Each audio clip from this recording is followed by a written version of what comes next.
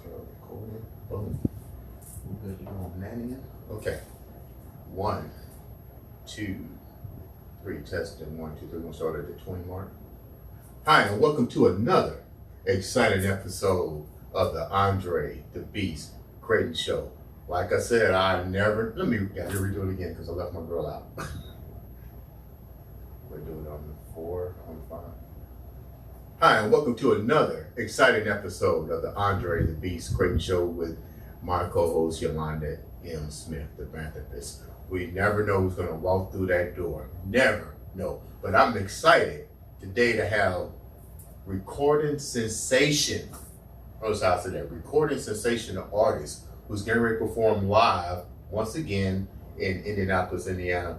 My man, Skip. Skip, what's up? What's going on, Drake? Appreciate you having me on the show, man. No problem. Hey, take me down the journey of Skip. You know, let the viewers know who you are. You know, because we was rapping before the show, and I mean, you perform with some legends. So as far as I'm concerned, you're a legend as well. I appreciate that, man. But first time I picked up a pen, man, I got cut from the basketball team in middle school. Basketball was a dream, you know, but I was just small. I had asthma. And, just health concerns wouldn't allow me to be an athlete, so that's when I picked up a pencil and a paper, man, and just started going. Right. It didn't start off too great. You can't expect it to when you're so new to something. You're not going to be good immediately. But I just kept at it, man. Went through some things that challenged me and made me want to be better, getting teased and bullied for not being a good rapper. Back then, nobody was a rapper in school. Really? So I was like the only rapper, but I wasn't good. But it just pushed me. How did you know you wasn't good? Did you let the fears tell you wasn't good, or the bullying stuff justify that? How did you justify that you wasn't good? Well, back then, you couldn't tell me I wasn't decent. But right. Hearing what I wrote back then, now, I know I wasn't good. Okay. But that's okay. I don't think nobody's good on their first day on the job. Right, you know what I mean? Right. So I just kept going, man, and eventually those same people became fans in high school. You know what I mean? And from high school, it just blew up, What high school did you attend here? Warren Central High School. Okay. Yeah. A lot of rappers coming out of Warren and stuff. It's crazy. Yeah, when I was at Warren, I was only like 4 of us. 4 of us? Out of 4,000 kids, there was like 4 or 5 rappers. Now, did you know the 4 or 5 rappers? Yeah. Are you guys still collaborating today? Yeah, one of them was my rap partner. We had a rap group called Wise Click. Me and my guy, Big Wood. And we were 2 of the 4. The other guy was my friend, but once we started building that momentum, he turned into an enemy. He didn't want to be, he didn't like that he was getting outshined because he was known as the best rapper at first. Really? But then I got better and better, and I kind of surpassed him. Let's go back a minute. Hold that thought. He didn't take that lightly. What do you mean enemy? Like he just turned it into beef. You know what I mean? Really? Yeah, like battle rap was a big thing back then. Right. And I just was like, hey, we should do a battle rap after school one day. Put it on YouTube, yada yada. And he just took that extremely offensive. He didn't like that. He looked at it as like I asked for him to go to war with me. Right. But I just wanted a friendly rap battle. He was the best, and I just wanted to battle the best. Did he battle you? He didn't battle me. Like I said, he took it the wrong way. He got offended. We made some disses back and forth. Right. Which I don't get down with nowadays. But back then, it was punchline rap. Rap was battle rap. So explain to the viewers, because now it's a different ballgame when you had that beef with rapping. You say you mature, you don't do that rap no more. Why? Because doing it now first of all, it's not making you any money. Right. It was like a sport back then. Like battle rapping, it was like a sport. You just keep going back and forth until somebody wins. But now it's like everybody's sensitive and everybody want to be the tough guy, and you diss somebody. Now they want to diss your dead friends and everything, and now it's getting too deep, and now people dying. You know what I mean? Like it just started getting more and more complex, and it's not what it used to be. It used to be, like I said, a sport, man. Mm-hmm. And it was kind of fun to just go back and forth with a person, and y'all could still be friends after. So what were some of the other challenges that you faced, through your journey? Because I think we had a lot of artists. I don't even want to call you guys rappers, because that was probably back in my day when they was using the word rapper. Right. Now you guys are definitely artists. You've taken a craft and you mastered it. But take me a little bit deeper down the journey of what it's like to go from, because we're going to talk about in a minute the artists that you perform with, but people need to understand this is a struggle journey. Yeah, for sure. I mean, I think what people don't realize is how much it costs to be a rapper. Say that again, because they need to hear that again. It costs a lot of money to be a rapper. Of course, you see the biggest rappers getting paid, but that's not how it starts. That's not how it is for the first 5 to 10 years. You got to invest. Like, what do you mean, like invest? What have you invested? Because people everything don't know. Yeah, you can't rap for free. If you want to make a song, you got to pay. If you want to put it out professionally, published and copywritten, you got to pay. If you want a CD cover done, you got to pay. If you want to upload to distribution, you got to pay. Everything costs. How much do you think from the time that you got educated? So let's not start with when you first started doing the sport, but when you got educated in the craft, how much money you think you've actually spent so far in your career? Because people don't understand. They say, "Oh, a couple of, $100." It wasn't a couple $100. I wouldn't even dare keep count. It'd probably stress me out, man. For real, man. Definitely somewhere over 50,000. Really? And that's per year or throughout your career? Like from 2010 to 2023, I've spent at least $50,000, which comes to like maybe what 5,000 or something a year. Yeah. But you got you invested in yourself. It's a lot. Now I've made back maybe about 30-something thousand. So I haven't recouped my investment. Right. But that's the risk you take. Right. You know what I mean? And it's still good to get some money back. You know what I mean? I'm not stressing about it, So what are some of the other things that you had to go through to go down this path of a great artist? I think the worst, I ain't gonna say the worst, but the most difficult thing I went through was before I got with my old management company, I was like on top of the city. Like on top. I was on top, yeah. Tell me what it's like on top. Tell the viewers what that means on top. I mean, for a person like me, it's not that, it don't really mean that much because like that wasn't my goal to be on top of Indianapolis. But you just know you're on top when you're in demand. Everybody wants you to get on the song. Everybody wants you to do a feature. You know what I mean? Right. Everybody want to do a show with you. So, I mean, I just knew I was on top, which drew the attention of Uncle Jams. Okay. So then I got with Me Cat, but then that's when I totally changed my brand of music. Why is that? Because that's what he required to be a part of his company. How did you feel about that? At first, I was really open to it because I knew I could do it. Right. Like making music is never a challenge. Was never a challenge. So I didn't have a problem not cussing in my music and cleaning it up and making more commercial friendly music. Like I didn't have a problem with that. But the fan base I had built wasn't built on that. Right. And they didn't receive it well. Right. Now I had my diehard fans who was just like, okay, it ain't like the last music, but I'm gonna still support you. But I had like thousands of people who was just like, nah, can't get with that. And I lost them. So my fan base took a So now you're really trying to. Now don't get me wrong. I made new fans who were fans of commercial and clean music. Right. So like I'm getting on the indie, my face on the side of Indigo buses, and I'm doing all these big shows at commercial places that only allow clean music. Mm-hmm. So don't get me wrong, there was some upside to it. But do you miss the old? No, I got them back. I got them back now. Yeah. Okay. So since I went back to being independent, I kind of went back to my old style, more mature, of course, but just still free. What did you learn from that transition period? I learned business. Okay. He taught me. Uncle Jim's taught me the business of the music industry, and I really appreciate him for that. I didn't really leave Me Cat. It's nothing but all love. But it just worked. It just worked out that way. It just happened that way. But I didn't ask to leave or anything like that. I just wanted to make some changes. Okay. And sometimes we have to do that. Yeah. It's nothing personal. It's got business. To, man, because you can't do the same thing and expect different results. And that's what I kept telling myself. Like I feel like I kept repeating the cycle, and I was getting the same result. And I knew to get a different result, I had to change. And I just wanted to go back to what worked for me. Now we see a lot of the new artists like 50 Cent. He's all over the place. I mean, I like that guy. I like the way he's taken, his artist craft and doing music and movies, making companies, TV shows. TV shows. Now you mentioned something that was when we first started. You talked about your boys. Did you bring your boys on with you, or have you reached out to them? Or are they still following the same success that you are enjoying?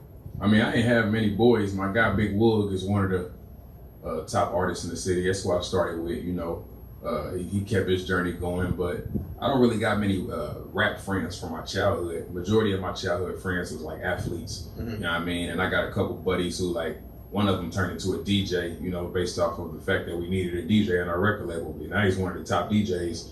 My other buddy, you know, I mean, I got a lot of friends, but they're not really in the music industry, you know what I mean? Yeah. So I'm really just out here. It's probably kind of good because sometimes you want to get away from that. Yeah, facts. So, I mean, I really handle a lot of stuff myself. Uncle James was a really big help throughout my career, though, and I appreciate him for that. But what was one of the good things you learned from Uncle James? Oh, it's hundreds of things I learned from Uncle James. You know what I mean? Like, many things. What's the one thing that you use every day? Not to be so emotional and, you know, not to take everything so personal. There's so many artists in the world, man, and you can't ever feel like you're just the one person that deserves everything and things are owed to you. Right. It's people in other cities better than me, work harder than me, you know. You don't hear a lot of people saying that either. Yeah, like just humility, man. Like I may have strengths and I may have upsides over people, but other people got strengths and upsides over me, you know what I mean? So you just gotta respect the art, and you gotta understand you're not the only one out there. So you gotta do whatever it takes to stand out. And that's one thing he taught me. Like, look, if you leave me today, I can go find somebody just as good as you, somebody who worked just as hard as you. That probably had to go wild, you know. But that is true. Yeah, when I was young, I was like, whatever, dude. Because I really work really hard, man. And my fans pumped my head up, so I wasn't trying to hear that at that time. Right. But now that I've grown and I see what's really going on and how people are, how they have mastered social media. You know what I mean? Like I just know that people have an upside over me, you know, because I'm not really big on social media. Like, I mean, I have a following, but I'm talking about like mentally, I'm not invested in that. I don't want to be on. Why is that? It's just too negative, and I don't want to be on it. You know, I do what I can. I do the minimum, right. But I know what you can accomplish on there, and I wish that I had the will to like turn into a social media sensation, but I just don't have that desire, man. Like I just know what comes with it, and I don't want to do it that way. Right. I would rather go the record label route. You know what I mean? So who you write your own music, your own beats? Yeah, for sure. Well, I don't make my own beats. I got many producers. I've made a few beats, but it's hard for you to make beats. Is that one of your? Nah, it ain't hard. It just ain't my thing. It ain't something I really enjoy doing. But I mean, every once in a while, I got a few songs where I made the beat. Like when you come up with a song, you write a song, and what's more important to the artist? Is it the lyrics or is it the beat? Oh, it just depends on the artist. I'm a lyric guy. Okay. I love for the lyrics to have meaning, but I also love music. You know what I mean? I love the beats. So it just really depends on the topic of the song. Like if it's a hard beat, I don't even make it a lyric heavy song. I let the beat drive the song and I just try to ride the beat. But if I know I want to talk about something like serious and personal, then I try to find a beat that's not trying to outshine me. What do you like to talk about the most in your songs? Well, my last album was called Sorry for My Trauma, man. I just talked about my upbringing and all the trauma I experienced. And that's what I really care about, is talking about the real stuff, the struggles that I went through and the growth, you know, that I experienced coming from those struggles. That's my type of thing. And they call me a reality rapper. A lot of people in my label is called sophisticated street music, which is basically just saying I'm from the streets, but I'm not settling for that. Right. You know, I want more. And that's who I've always been. That's who people see me as. It's just that. What's the one struggle that you faced that continuously plagues you? I mean, we have to rise above. We can't get rid of our demons. We can only suppress them or rise above them. Yeah. But we always remember them. So what's that one thing that you look back on and you go, you know, damn. Yeah, probably my image. Like that's one thing people always say, like you don't have the image of a rapper, and they feel like that is kind of halted my success. What is the image that they think you should be? I just feel like when you look at a rapper, you see flamboyant. Okay. And when you look at me, you just see a regular human being. And that's what I always wanted to be. I don't want to be flamboyant. I don't want to be the social media sensation. You know what I mean? I just want to be me and make good music. And that's why I appreciate people like J. Cole who will walk around in a sweatsuit, and Kendrick who will walk around with nappy hair and no jewelry. I appreciate that. Right. That's the kind of lane I'm in. You know what I mean? So that they always said that. Like they look at me and they just don't gravitate towards me in an image standpoint. But when I get to talking and they hear my story, that's when I reel them in. But you know, people love to look at something more than they love to hear something. Right. So how many albums have you? Let me rephrase that because I just got educated. It's not called albums anymore. How many tracks have you laid down as singles throughout your career? Yeah, man, what? I don't even know. Thousands. Which ones do you like that you look at Songs and you or go, albums? wow? The singles. Which singles have really taken off and you look at I'm it an and go, albums guy. I don't albums. know who told you albums don't exist. I'm not gonna mention their name. Albums exist. I don't know who told you that. Albums exist and they still thriving to this day. I'm an albums guy. I've released singles, but every single is only a piece of the album. Which album do you like that you look back on? Which is the one that you looked at and said, wow, I didn't think it would have went this way? And which one did you do that you go, wow, that really went that way? I mean, my most recent one, I expected to do well, and it did. Sorry for my trauma. That was my most personal album, and I'm a personal artist, so of course that's my favorite album. But the album that did well that I didn't expect to do well was called 10th, and that came out in 2018.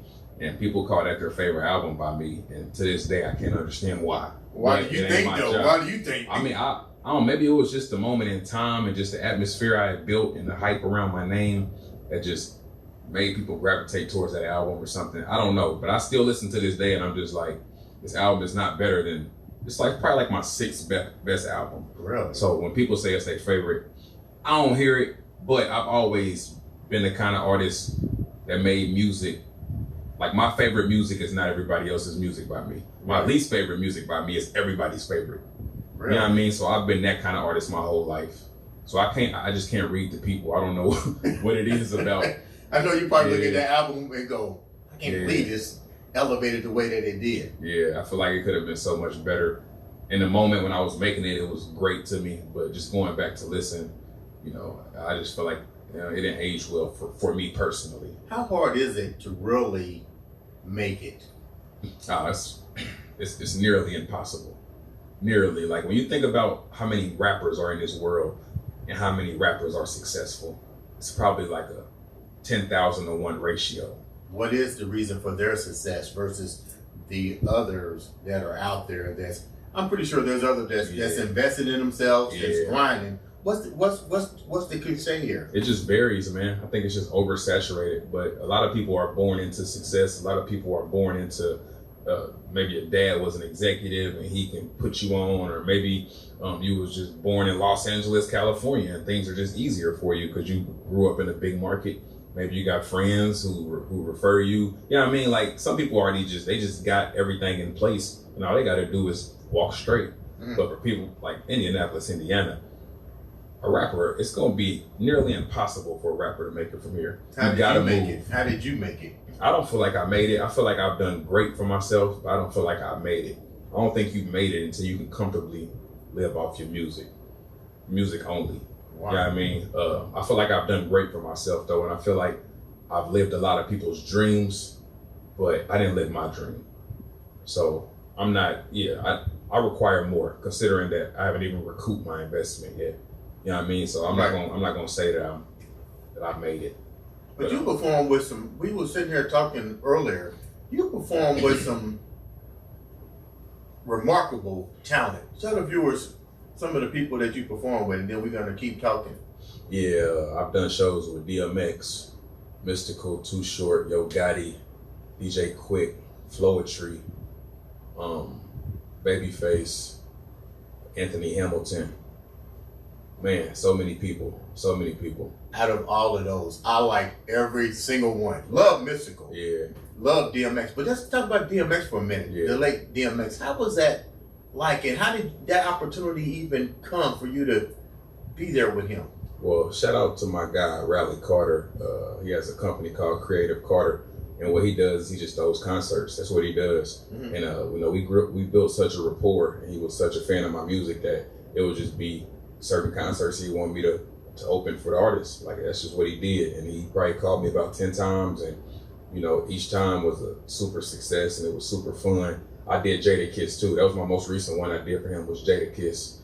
And yeah, man, he just reached out. When you're with these success, everybody that's in this industry to me is a success because they're investing their time and their knowledge. So I call all you guys a success. Right. But now you up here with DMX. Yeah, that was that was Mystical. yeah. Did they pull you to the side backstage and say, give you any? Yeah, Mystical did. Mystical did. I opened for him in Cincinnati, and he did that. Yeah, because I went on before him. And as soon as I got off, he just stopped me and was like, "Man, I'll be seeing you around, man. You got some good music." He said, "I know I'll be seeing you around in the industry." And then DMX, man, like he was kind of scatterbrained. What do you mean scatterbrained? Like he had a lot going on. Like he was just walking up to random people and just praying for them and stuff like that. Like he was like really active. He just wouldn't sit still. So I didn't really have much of a chance to connect with him like I wanted to, because he was a busybody, man. Really? And I mean, some of the artists I didn't get to speak to at all. Some people are just not open to that. You know what I mean? How did that make you feel? Like, it didn't make me feel no kind of way. I came to get a check and perform and get some new fans. I ain't really thinking about what another artist, got going on, and if he want to talk to me or not. I'm not thinking about that. I came here to do a job, and I just come to do my job and go home, man. But I appreciate the artists who have actually gone out their way, like DJ Quick. Let my mom come backstage, and my mama loves DJ Quick. Who does? Yeah. He let her come backstage, and they had a conversation, gave us a drink, stuff like that. It's really appreciated. Anthony Hamilton was really cool. Too Short was cool, so I'm just appreciative of the opportunities, and I just try to do my best to capitalize. You get ready to perform here. Yeah, Marion County Fair, yeah. How can the people come out and support you? Yeah, you just get a fair ticket, man. I perform June 30th at 7 p.m. Marion County Fair. It's kind of like on the southeast side. All you got to do is get a fair ticket and find the stage. And then how can the viewers contact you or listen to your music? What platforms are you on? Yeah, I'm available everywhere. You just search for SKYPP, Skip, SKYPP. If you Google that, Instagram it, YouTube it, whatever, I'm the only one that's in the music industry called SKYPP, so you'll find me. Tell me, who were your influencers? Yeah, Tupac was number one, always. Why is that? I just love the passion and the passion that he rapped with, just soul, so much soul in rap. I didn't really hear soulful rap before him, for me, as far as when my mom played around me. My stepdad played a lot of Mystical, my mom played a lot of Dr. Dre, a lot of West Coast, but those were like energy driven songs. And then when I finally heard, when she played some Tupac, I'm just like, oh man, this is much different. What was the one Tupac song that you remember that you still go, wow? Probably Brenda's Got a Baby. You know what? We thinking the same thing. Yeah. That's the first time I heard it. I was like, man, that's deep. How you put that together? That's hard. Brenda's Got a Baby, Dear Mama, Me Against the World. Just those type of songs. I mean, that's what drove me to want to be a rapper. Like, I want to make this kind of music. You know what I mean? And Tupac, and as the years went on, I started listening to like J. Cole and Pimp C. Just people who had that soul, man, just that uniqueness about them. They didn't sound like nobody else. What's the difference in the industry? I talked to a couple of other artists. Is there really a difference with the Miami area with the Rick Ross blowing up, the Atlanta area? Why can't the Midwest shine? Well, the Midwest is shining. Indianapolis just ain't. Detroit is doing their thing. Memphis is doing their thing. Even Louisville is doing their thing right now. Yeah, they got Jack Harlow, they got ESTG, they got an R&B singer. I can't remember he's big time, but I can't remember who exactly it was. Everybody is doing their thing. Cleveland had a run. St. Louis had a run. Well, we got talent here. Yeah, Chicago had a run. Midwest had runs. We got runs here. Yeah, we got. I think the thing we lack is that all those places had a brand of music. Chicago had drill. St. Louis had the Nelly, the country rap type thing. Right. Louisville ain't really got a brand, but I think majority Memphis got a brand of music. I think Indianapolis never had that cohesive sound that was new to the world. We have it, but we don't have it as a collective. How do we get it there? How do young guys like you and other entertainers put us on the map? I don't think it's gonna happen because say you got an artist who makes a unique sound of music. Right. If anybody else makes that sound of music, they're gonna call them a copycat. Really? Oh, you trying to sound like such and such. Instead of looking at it like this is the sound of Indianapolis, it'll be more so like, oh, he copied his style. That's how Indianapolis is. Nobody really looks at it like, oh, we can build this sound as hold and make it global. They don't look at it like that. They look at it like that's his sound. If you take it, you swag jacking and you corny. You know what I mean? Like, yeah, but can't young artists like you and the other artists change that narrative? Probably, yeah. But I mean, it's not easy finding like-minded people in a city with no success. Now, if this was LA and somebody just came up with a new sound today, a sound we've never heard before, I'm sure they have a community that's willing to jump behind that. Really? I'm sure they do. But in a place where there has never been hip hop success, never. Everybody's trying to be the first one to make it. Everybody wants to break that, and everybody wants to make history for themselves. I'm guilty of it. Okay, I like the way you was clear I'm guilty with that. of it, man. Like, everybody just want to be the person that's like, oh, finally, first time in history, somebody made it. Everybody wants that. Well, you're almost there. God willing. You're almost there. God willing. So before we wrap up, leave the viewers with something. No, let me do this before we wrap up. Congratulations, you just got married. Yeah, appreciate that. Thank you. Tell me a little bit about your significant other now. That's a big step for you. Yeah. We've been together 9 years, man. I proposed in 2020 on Christmas Day. And we bumped heads a lot about marriage. I'm not really big on marriage and weddings and all that stuff because just family history. You know, a lot of my family married and divorced multiple times, like majority of them. Right. Only one or two marriages actually lasted. So looking at that from a traditional standpoint, I just felt like it wasn't working for us, and I felt like I didn't want to take that same route. But my fiance was hell bent on what she wanted. Right. She told me from day one, I want to get married. And I want to have kids, and I want to live an American dream type, basically. Right. So we bumped heads, but eventually I realized love is about sacrifice. You know what I mean? So I sacrificed my opinions and my, preferences, and I accepted what she wanted because I knew that's what it took for me to keep her in my life. So I just went ahead and did that because I felt like my pride is not bigger than our love. Man, that's deep. For sure. 2 parts before we end. Leave the viewers first with a little taste of your new album. Give me a blow real quick. You want like a verse or something? Yeah, throw something out there for Let's see. I used to watch my mama drink her anger out, overwhelmed by the struggle, relieving stress. Uncle took our toys and bikes from the house. He drunk himself to death. I hope in peace he rests. Auntie was on the same thing, but she dove deeper. Granny said she getting high. I thought she meant reefer. Man. Well, if history repeats, then this drinking I've been doing is way deeper than I think. Something like that. And that song gets real deep. What's the name of that song? It's called Liquor and Depression. Man. And it's just about the history of alcohol abuse in my family and where it drove me to. And, what I learned from it, and just, being introspective about it and being transparent for my listeners. You're deep. Yeah, it gets deep. This album is the deepest album I've ever made, man. And from top to bottom, it's just about some of the roughest points of my life, And I finally got comfortable enough to talk about it. Leave the viewers with something so inspirational before we wrap up. Man, so much I could say. We got time. Yeah. I think the number one thing in life, man, is just don't let failure discourage you. I feel like failure is a big part of success. Just because you failed don't mean that you're a failure. That's what people need to realize. People will lose once or twice and just can't take anymore. Feel like it's not meant for them. But you have to lose to win. You have to lose to learn.